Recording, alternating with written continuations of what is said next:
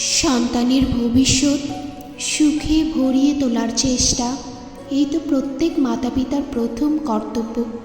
যাদের আপনি এই সংসারে এনেছেন, যাদের কর্ম দ্বারা এই জগৎ আপনারও পরিচয় পাবে ভবিষ্যতে, তাদের ভবিষ্যৎ সুখদায়ক করার চেয়ে অধিক গুরুত্বপূর্ণ আর কী বা হতে পারে।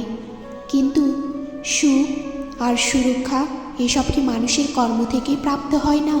মাতা পিতার দেয়া ভালো বা মন্দ সংস্কার বা তাদের দেয়া যোগ্য অথবা অযোগ্য শিক্ষা এসবই আজকের সমস্ত কর্মের মূল নয় কি?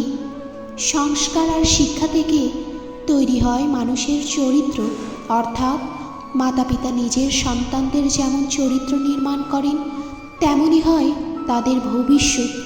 কিন্তু তবুও অধিকতর মাতা পিতা নিজেদের সন্তানদের ভবিষ্যৎ সুরক্ষিত করার চিন্তায় তাদের চরিত্র নির্মাণের কার্যের কথা ভুলেই যান।